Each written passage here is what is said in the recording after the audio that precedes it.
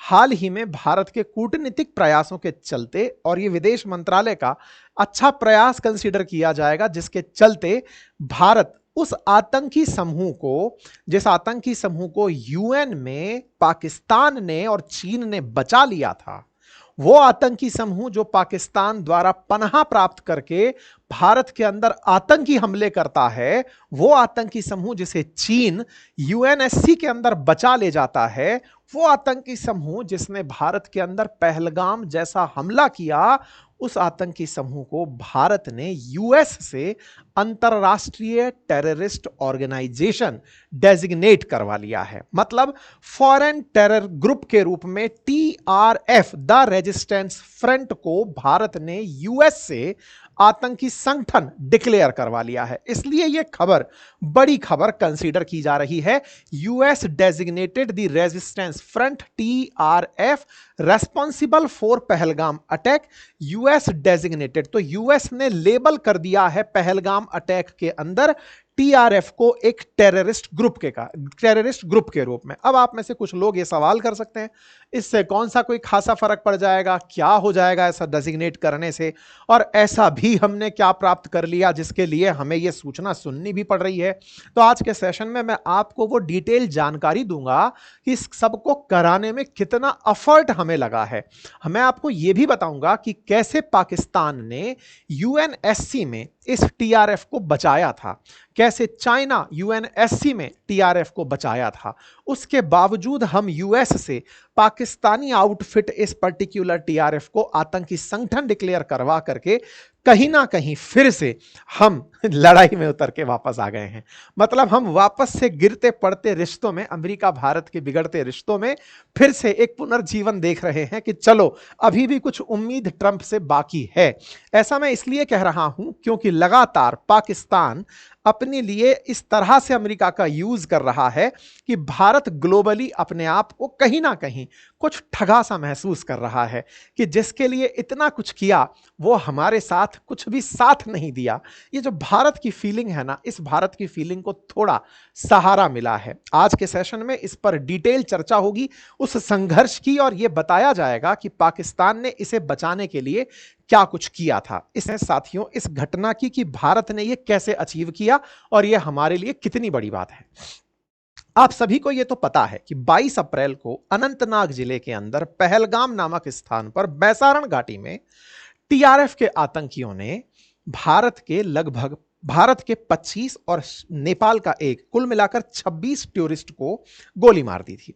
ये जो घटना घटी, इसे भारत ने पूरी तरह चैलेंज के रूप में स्वीकारा और आतंकियों से बदला ऑपरेशन सिंदूर के नाम पर लिया।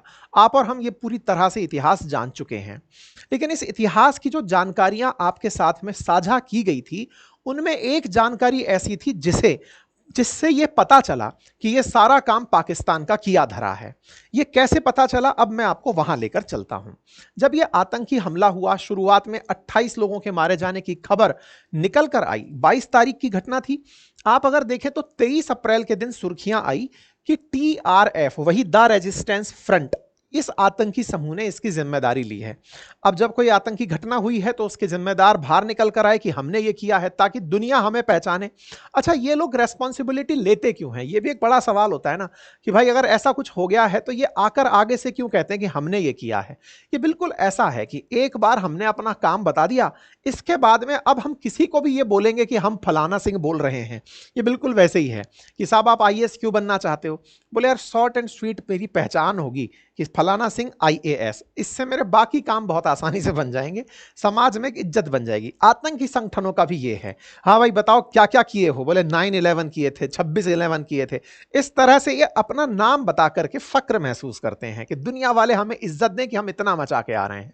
तो इस तरह से ये जब भी अंतरराष्ट्रीय फंडिंग प्राप्त करते हैं कुछ ऐसे एक्सट्रीमिस्ट ग्रुपों से जो कि भारत की अस्थिरता में विश्वास रखते हैं, तो इनके काम गिनाए जाते हैं कि साहब काम तो तगड़ा किया है इसने, भारत को अगर हिलाना चाहते हो तो इसी को पैसा दो ताकि ये आने वाले समय में भारत के अंदर चीजें हिलाने में कामयाब होगा। इसका मतलब अपना नाम ये जितना बड़ा करेंगे उतना ज्यादा इन्हें फंडिंग मिलेगी। अब आप पूछेंगे फंडिंग तो ऑनलाइन आती होगी, ये तो आप मतलब बहुत ही इनोसेंस में माने तो बात अलग है, अदरवाइज गाइज ये जानकारी अब किसी से छिपी नहीं है कि क्रॉस बॉर्डर अब तो बिटकॉइंस के थ्रू, क्रिप्टो के थ्रू इतने तरह के पेमेंट्स हो रहे हैं।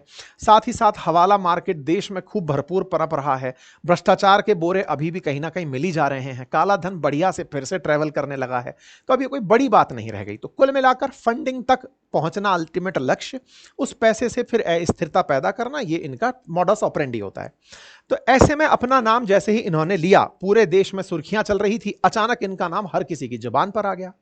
फिर खोजा गया कि इनके पुराने कारनामे क्या हैं। तो पुराने कारनामे निकल कर आए कि साहब ये तो वही आतंकी समूह हैं जो कि 2019 में जब भारत ने 370 कश्मीर से हटाया था उस समय निकल कर आया था। असल में क्या, पाकिस्तान का एक आतंकी समूह है लश्कर तैयबा।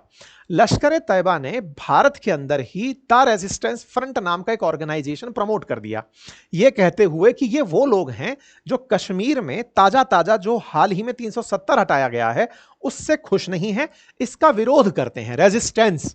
और ये वो फॉरम बनकर सामने निकल कर आए हैं और इनका काम केवल भारत का विरोध करना है। और विरोध में इन्होंने अटैक किए, जैसे अक्टूबर 2024 के अंदर 7 सिविलियंस को, जिनमें कंस्ट्रक्शन साइट पर शूटिंग हुई थी गंदरबल डिस्ट्रिक्ट के अंदर, उसमें भी इनका नाम निकल कर आया था। ऐसे ही जून 2024 में वैष्णो देवी की तरफ जो बस जा रही थी उस पर जो रियासी अटैक हुआ था वैष्णो देवी के पर्यटकों के ऊपर, वो भी टीआरएफ ने ही किया था। तो ये टीआरएफ एक तरीके से बहुत तेजी से नाम निकलता आ रहा था।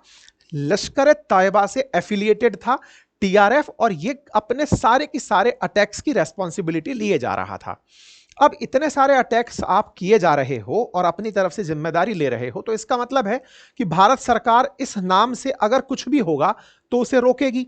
अगर इस नाम से अगर वेबसाइट भी होगी तो उसे रोकेगी, सोशल मीडिया पेज होगा तो भी इसे रोकेगी। लेकिन रोकने के लिए पहले इसे आपको लिस्ट तो करना पड़ेगा ना कि ये एक आतंकी समूह है। ये कौन करता है? गृह मंत्रालय करता है। गृह मंत्रालय की जिम्मेदारी है कि अगर ये नाम इतना निकल कर आ रहा है तो रोको भाई इसे, अगर किसी भी तरह से इसके एक्टिविटीज को रोको, इसका नाम रोको, ताकि फंडिंग भी इस नाम से आए तो भी रुके, तो सब तरह की चीजें रुके। अच्छा, अब क्या होता है, जब ये बात लगातार निकल कर आ रही होती है, इस बीच में हर जगह टीआरएफ हो जाता है। अब पाकिस्तान इनको समझाता है कि तुम अखंड मूर्ख आदमी हो, भारत हमसे बदला लेने की तैयारी कर रहा है तुम्हारे नाम के चलते, क्योंकि लश्कर तैयबा का तुम्हारे साथ नाम जुड़ा है और तुम्हारे नाम के चलते हम पर गोले गिर जाएंगे। इस बात को समझते हुए 25 अप्रैल को टीआरएफ फिर से अपनी एक वो निकालता है, पब्लिक में जनहित में पत्रिका जारी करता है, स्टेटमेंट निकालता है और कहता है कि हम लोगों ने ऐसा कोई हमला नहीं किया है। ये भारत जब बार बार ये कह रहा था तो इसको ये कहते हैं कि भारत पॉलिटिकल माइलेज लेने के लिए हमारा नाम लगाकर ऐसी हरकतें कर रहा है, हमने कोई आतंकी हमला नहीं किया है। मतलब भारत में जो प्रतिक्रिया उत्पन्न हो रही थी ना पहलगाम हमले के बाद, उसके बाद इनको यह डर बैठ गया कि अब हमारा खात्मा तय है, हमें और हमारे आकाओं को भारत टारगेट करेगा। जब यह समझ में आया तो 22 के बाद मात्र 3 दिन में यह पलट गए और कहने लगे हमने कुछ नहीं किया। अच्छा साहब, मतलब टीआरएफ चौथे दिन पलटी मार चुका था कि हमने यह हमला नहीं किया। इंटरेस्टिंग बात यह है कि भारत ने इस बात को उठा करके दुनिया के सामने रख दिया। आपको ज्ञात हो कि यूनाइटेड नेशंस के अंदर, जो कि यूएन की जो मुख्य बॉडी है वो अमेरिका में स्थित है, यूएन के अंदर दुनिया के जो देश हैं उनकी काउंसिल होती है, यूनाइटेड नेशंस सिक्योरिटी काउंसिल, जिसमें 5 परमानेंट मेंबर और 10 नॉन परमानेंट मेंबर होते हैं। 10 नॉन परमानेंट मेंबर बदलते रहते हैं 2-2 साल के लिए। वर्तमान में पाकिस्तान एक नॉन परमानेंट मेंबर के रूप में यूएनएससी, यूनाइटेड नेशन सुरक्षा काउंसिल जो है उसके अंदर बैठा हुआ है, सुरक्षा परिषद में बैठा हुआ है। तो ये अच्छा, यूएनएससी जब भी कोई न्यूज बाहर निकालता है तो सर्वसम्मति से निकलती है। सर्वसम्मति से मतलब 15 की 15 सहमत हो तब जाकर कोई चीज बाहर आती है। हालांकि यूएनएससी जब वीटो करती है तो वो 5 परमानेंट देश ही कर पाते हैं, उसमें पाकिस्तान का कोई रोल नहीं है। लेकिन हां, दुनिया भर के जो मुद्दे चल रहे हैं उन्हें अगर यूएनएससी में पहुंचने का मौका मिला तो 15 देश सहमति के साथ ही उसे फाइनल वर्डिक्ट निकालते हैं। पाकिस्तान चूंकि यहां पर बैठा था, भारत ने यह मसला वहां उठा दिया यूएन के अंदर कि देखिए सर, टीआरएफ जो कि पाकिस्तान में जो एलईटी है उसके माध्यम से काम करता है, उसने भारत के अंदर हमला किया है। यह प्रूव करता है कि यह हमला पाकिस्तान द्वारा प्रायोजित था। मतलब एलईटी का पाकिस्तान कनेक्शन और पाकिस्तान से एलईटी का टीआरएफ कनेक्शन, ये दुनिया में हमें ये बताने के लिए कामयाब कर गया कि ये करा धरा सारा काम पाकिस्तान का है। अब पाकिस्तान की इससे टेंशन बढ़ गई कि अगर टीआरएफ की ये नाम डल गया कि टीआरएफ ने आतंकी हमला कराया है, तो हम तो सीधे सीधे मतलब हमारे ऊपर तो आरोप सीधा चला आया। पाकिस्तान चाहता क्या था कि उस पर आरोप ना लगे। क्या आरोप ना लगे? कि पाकिस्तान ने हमला कराया है इंटरनेशनली। अच्छा, इस बात को इनके खुद विदेश मंत्री ने स्वीकार किया अपनी संसद में। इन्होंने बताया कि हम लोगों ने कैसे यूएनएससी के अंदर ये सारा खेला खेला। कौन सा खेला? कि हमने वहां पर कहा कि देखिए, हमको टीआरएफ का नाम नहीं डलवाना है इस वर्डिक्ट के अंदर। दूसरा, आतंकी हमले में केवल पहलगाम नाम आया है, और जो ये पहलगाम नाम है ना, इसके पीछे जम्मू कश्मीर भी लिखवाइए। मैं आपको चाहता हूं कि आप इनका ये स्टेटमेंट पूरा सुने एक बार के लिए। तो मैं ये भी अर्ज करूंगा कि एक इसी प्रोसेस में, चूंकि हम इस वक्त सिक्योरिटी काउंसिल के नॉन परमानेंट अल्हम्दुलिल्लाह मेंबर हैं 1 जनवरी 2025 से 31 दिसंबर 2026 तक, तो यूएस ने एक प्रेस रिलीज, ये वहां इस तरह का वाकया दुनिया में कहीं हो, जाफर एक्सप्रेस पे भी हुआ, तो वो एक प्रेस रिलीज यूनानिमस, 15 मेंबर हैं, 5 परमानेंट है, 10 नॉन परमानेंट इलेक्टेड होते हैं 2 साल के लिए। तो वो एक प्रेस रिलीज उन्होंने इसी सिस्टम के तहत दी, मुझे कॉपी मिल गई। उसमें पाकिस्तान के बिहाफ पे मेरे 2 इतराजात थे। एक, उसमें पहलगाम लिखा हुआ था सिर्फ, और दूसरा उसमें ब्लेम डाला गया था द रेजिस्टेंस फोरम। ये वो फोरम है कि जब 2019 में इसको हड़प किया गया गैर कानूनी, जो कि हम नहीं मानते, वो बिल्कुल इलीगल है, तो उसके नतीजे में जम्मू एंड कश्मीर में एक फोरम बना जिसका नाम है द रेजिस्टेंस फोरम, और उस पे उसको कंडेम किया गया, उसको जिम्मेदार ठहराया गया उस प्रेस रिलीज में। तो मुझे आई, मैंने देखा, मैंने कहा ये एक्सेप्टेबल नहीं। पहलगाम के साथ आपको लिखना पड़ेगा, संभवतः आपको इनकी बात समझ में आ गई होगी। इनको टीआरएफ से दिक्कत थी, इनको पहलगाम नाम से दिक्कत थी, ये अपनी तरफ से बताना चाहते थे। अब हुआ ये कि जैसे ही इन्होंने टीआरएफ हटवाया, दुनिया के सामने ये एक्सपोज हो गए। किस बात को लेकर एक्सपोज हो गए? दुनिया के सामने एक्सपोज हो गए कि पाकिस्तान टीआरएफ का नाम क्यों हटवाना चाहता है। इसका मतलब आतंकियों को बचाना चाहता है। यहीं से भारत को एक बड़ा हुक मिल गया। भारत ने कहा रुको रुको रुको रुको, ये आतंकियों को बचाने का तुम्हारा जो प्रयास है ये पकड़ में आ गया है। और ये बात जैसे ही पकड़ में आई, ये बात भारत ने अंतरराष्ट्रीय मंच पर उठा दी कि और क्या प्रमाण चाहिए। इनके आतंकी मरते हैं, उनको तो इनकी सेना जनाजे में ले जाती है, सेना जनाजे में खड़ी होती है। आतंकियों को बचाने के लिए पाकिस्तान यूएनएससी तक कूद पड़ता है और कहता है कि नहीं, आतंकी हमला हुआ हो, टीआरएफ का नाम नहीं आना चाहिए। बोले इससे ज्यादा पाकिस्तान आतंकियों को बचाने के लिए क्या करेगा? भारत ने अपनी तरफ से, फॉरेन सेक्रेटरी की तरफ से, विक्रम मिस्त्री जी की तरफ से, यह बात पब्लिक में रख दी कि देखो साहब, ये तो अब आपको समझ में आ जाना चाहिए कि ये जिस तरह से बचना चाह रहे हैं, ये क्लियर करता है। आप इनका बयान भी सुने। A group calling itself the Resistance Front has claimed responsibility for the attack. This group is a front for the UN-proscribed Pakistani terrorist group Lashkar-e-Taiba. It is notable that India had given inputs about the TRF in the half-yearly report to the monitoring team of the UN's 1267 Sanctions Committee in May and November 2024, bringing out its role as a cover for Pakistan-based terrorist groups. Earlier too, in December 2023, India had informed the monitoring team about Lashkar and Jaish-e-Mohammed operating through small terror groups such as the TRF. Pakistan's pressure to remove references to TRF in the April 25 UN Security Council press statement is notable.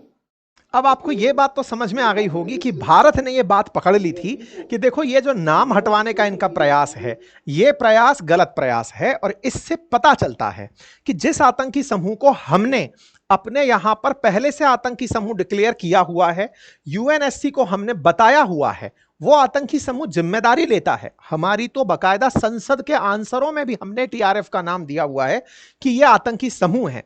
उसको भी पाकिस्तान बचा रहा है। दुनिया को इससे ज्यादा और क्या चाहिए। भारत ने इस बात को जब उठाया तो पाकिस्तान दुनिया के सामने एक्सपोज हो गया कि यार ये तो हम तो इसको छुड़ाने चले थे, खुद बदनाम हो गए। ऐसे में यूएन के अंदर तो पाकिस्तान इसे डेजिग्नेट कराने से बच गया। बचने के पीछे एक और कारण भी था, जो चाइना है ना वो इसकी मदद कर रहा था पाकिस्तान की, क्योंकि पाकिस्तान को चाइना बाजार के रूप में देखने लगा है कि और कोई हथियार तो खरीदेगा नहीं, तुम ही खरीद लो। तो चाइना ने भी टीआरएफ को बचाने में पाकिस्तान की मदद की थी। भारत ने 5 आतंकी समूहों का और नाम दिया था, टेररिस्ट का नाम दिया था, लेकिन चाइना उन्हें भी डेजिग्नेट नहीं होने दिया। यह भारत के विदेश मंत्रालय के प्रवक्ता ने पब्लिकली कहा भी था। कुल मिलाकर इन दोनों की जोड़ी टीआरएफ को यूनाइटेड नेशंस से बचाने में कामयाब रही थी। लेकिन इसी कामयाबी में अचानक जो कीला ठोक दिया वो भारत की कूटनीति ने। और वो कैसे?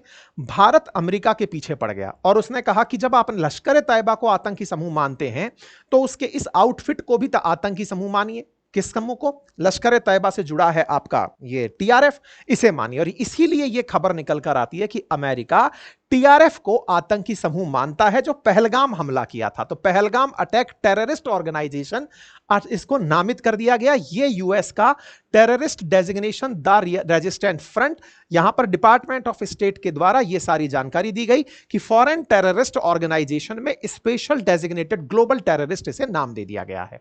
अब आप सवाल करेंगे कि साहब ये बात अगर हुई है तो भारत इसे कैसा मान रहा है? तो भारत तो स्वागत करेगा इस बात का। भारत ने स्वागत किया यूएस के इस डिसीजन का। भारत की तरफ से जो यूएस में हमारी एम्बेसी है उसने इस बात का धन्यवाद दिया, हमारे विदेश मंत्री ने इसका धन्यवाद दिया और कहा कि यह दर्शाता है कि भारत टेररिज्म पर 0% टेररिज्म वो टॉलरेंस रखता है, वो क्लियर हो गया है।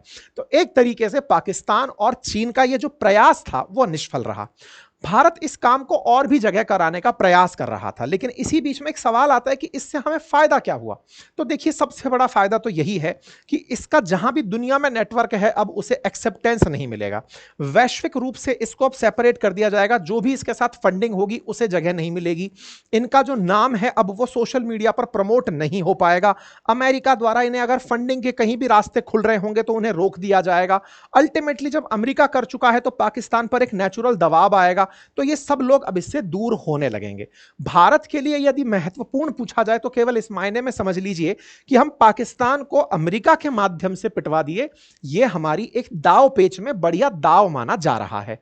चाइना के लिए तो ये अपने आप में मैसेज है ही, और भारत चाहता भी ये है कि पाकिस्तान को और चाइना को ये मैसेज अमेरिका से दिलवाया जाए कि आतंकियों को अगर तुम बचाओगे तो पाकिस्तान अमेरिका हमारे साथ खड़ा रहेगा।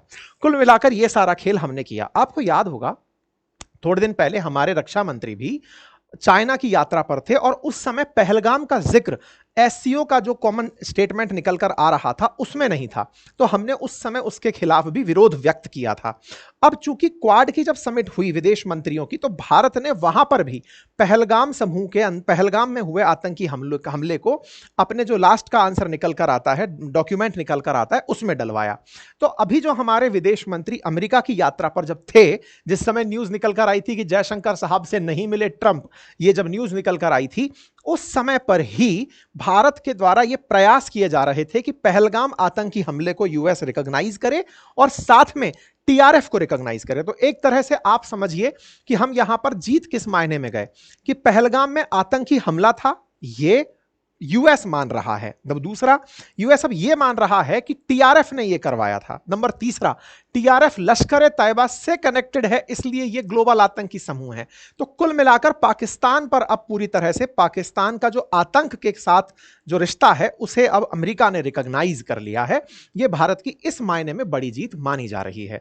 तो उम्मीद है कि आप लोग इस बात को अच्छे से समझ गए हों और यह भी समझ गए हों कि जितना चीन आतंकियों को बचाएगा, भारत के नजदीक अमेरिका उतना ही चला आएगा। तो यह शह और मात का खेल है। आप इसे कैसे देखते हैं, जरूर अपनी राय कमेंट बॉक्स में रखें।